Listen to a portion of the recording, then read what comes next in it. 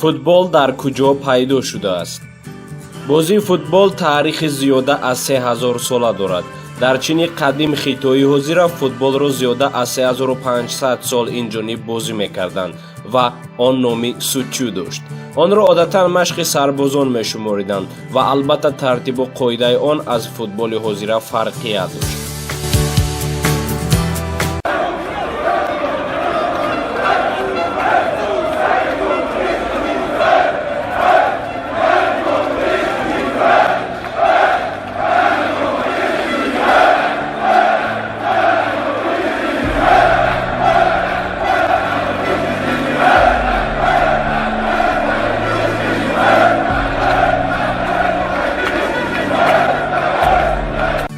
инчунин футболро дар юнон ва рӯми қадим ҳам зиёда аз 2000 сол муқаддам ҳам мебозиданд ва номашро мубориза бар тӯб меномиданд.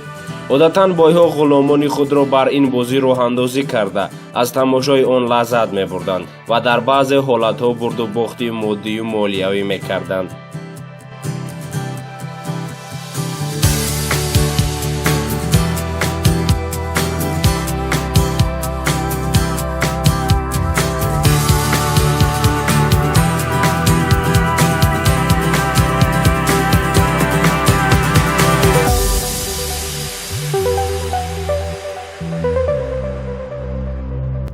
лек футболи ҳозирае ки тамоми дунёро фаро гирифтааст бо қоидаҳои ҳозирааш солҳои 1840 дар Англия пайдо шудааст ва аввалин иттиҳодияи футбол соли 1863 ташаккул ёфтааст.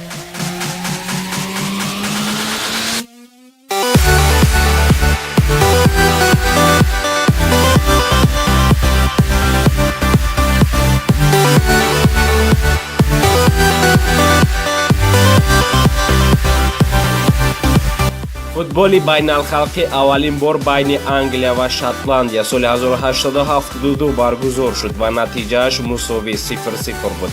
ҳамин тавр ҳоло дар ҷаҳон аз ҳама варзиши маъруфтарин футбол аст ва ҳаводорони ӯ аз ҳама зиёдтарин мебошад. инак боз расидем ба анҷоми як навори дигар. то наворҳои оянда шоду пирӯз бошед.